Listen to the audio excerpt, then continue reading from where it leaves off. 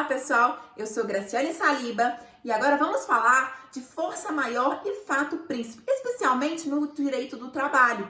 Em decorrência da medida provisória 927 e também de um pronunciamento do presidente Jair Bolsonaro, que falou sobre a aplicação de um artigo da CLT, que poderia até chegar a responsabilizar governadores, prefeitos, que seria então o artigo 486 da CLT. Inicialmente, vamos falar o que é força maior.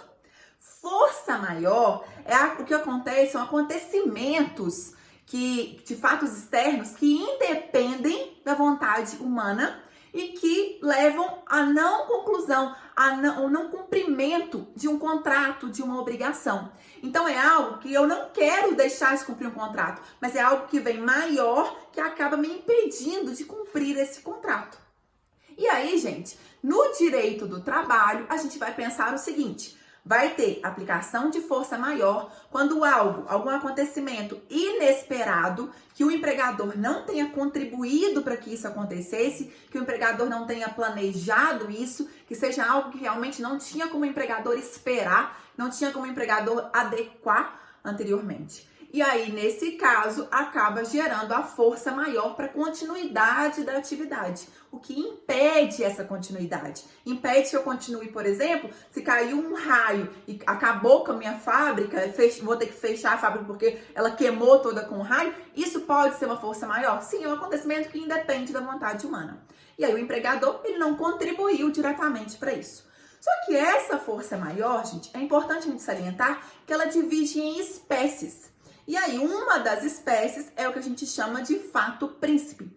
O fato príncipe é quando a gente já fala que há um ato governamental, há um ato de autoridade competente, pode ser, por exemplo, um prefeito, pode ser um governador, pode ser o presidente. Em decorrência desse ato, o negócio não pode continuar. Isso no direito do trabalho. Ou seja, o meu estabelecimento tem que ser extinto em decorrência de um ato governamental, de um ato do prefeito. Mas aí eu quero que a gente diferencie que possamos ver a aplicabilidade da CLT em cada um desses. Muita gente perguntou, e aí por isso eu decidi fazer o vídeo, se há aplicação do artigo 486, como o presidente falou, e também se há aplicação do artigo 502 e 503 da CLT. Primeiro, então, eu vou falar da força maior. Quando a gente fala, e aí eu vou voltar aqui, só para a gente voltar na força maior. Quando a gente fala de força maior no direito do trabalho, a CLT traz os artigos 501 a 504 da CLT. O artigo 501 fala da força maior, desse acontecimento inesperado, que o empregador não pode ter contribuído para que ocorresse esse fato. O artigo 502 fala da possibilidade de quando há extinção do estabelecimento. Então, eu perguntando, Graciane, podemos aplicar, em decorrência da medida provisória 927, o artigo 502? Bom, é uma hipótese a ser pensada, se pensarmos em força maior? Sim, essa é uma das hipóteses, aplicação da força maior. Se entendemos que há força maior, que não houve aí, o empregador não tinha como continuar por causa da medida provisória, o empregador não tinha como fazer um teletrabalho, não tinha como fazer um outro meio que continuasse o estabelecimento dele, que continuasse a atividade dele, a indústria, a fábrica, o comércio. Se não tem como, a gente poderia sim pensar numa força maior. E aí, gente, nesse caso, no 502, ele permite que hajam as demissões desde que haja a extinção do estabelecimento. Então, o estabelecimento não vai voltar a funcionar, ele vai fechar, ele vai ser extinto. Aí sim, eu poderia pensar na aplicação do artigo 502. Já o artigo 503 da CLT, no 503, fala da possibilidade de redução de salário em decorrência de força maior. Aí a gente tem que ter um cuidado muito grande, porque a CLT ela é de 1943. Esses artigos, apesar de termos tido a reforma trabalhista há pouco tempo, esses artigos eles não foram modificados com a reforma.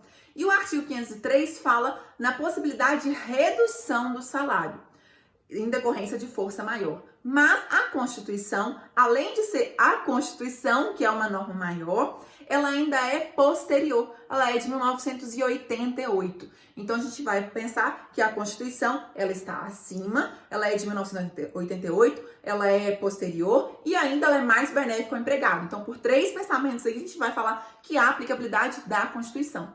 E na Constituição, no artigo 7º, no inciso 6, fala que só vai poder haver a redução de salários mediante negociação coletiva, quando há acordo ou convenção coletiva. Então, sem a participação dos sindicatos para acordo ou para redução, sem os sindicatos estarem participando, fazendo o acordo ou a convenção, não tem como a gente pensar, então, mais na aplicação na redução de salário com a aplicação do artigo 503 da CLT. Já lembrem, o 502 é quando há a extinção dos estabelecimentos. Aí reduz as parcelas de indenização que vão ser pagas na rescisão.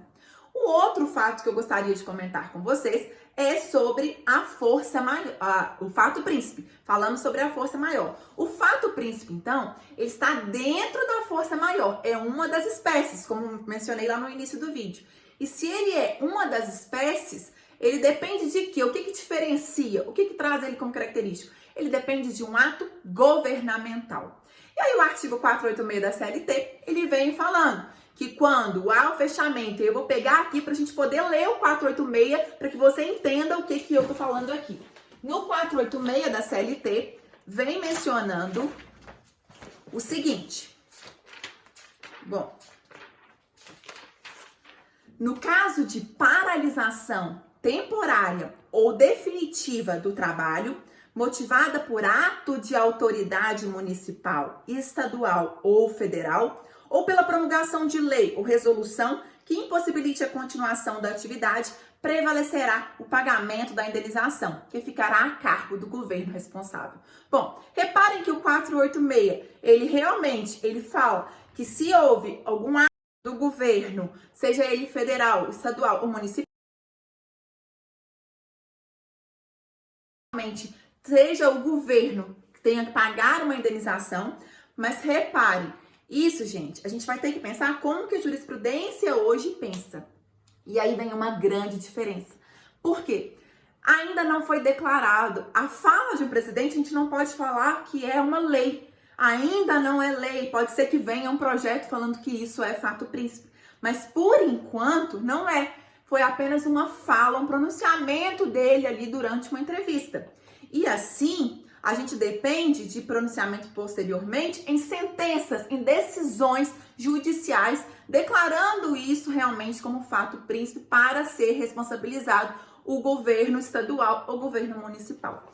Então, pelo 486, tudo bem, houve uma paralisação temporária. Muitas cidades tiveram decreto municipal fechando comércio, fechando fábricas, assim como estados também. E aí, eu fechei, por exemplo, lá, vamos supor, a minha loja em decorrência de um decreto municipal? Sim. E aí, eu tive um prejuízo com isso e não vou conseguir mais sobreviver, posso acabar responsabilizando o governo municipal, por exemplo? Sim. Mas esse meu empregado, que vai sair, que vai receber as verbas rescisórias, quem vai pagar esse empregado é o próprio empregador. Então, o empregador paga normalmente as verbas rescisórias, a rescisão desse contrato com esse empregado, e posteriormente, esse empregador vai discutir com o Estado, alegando, mostrando que é fato príncipe, que em decorrência do decreto municipal, em decorrência do ato governamental, essa atividade não pôde mais sobreviver.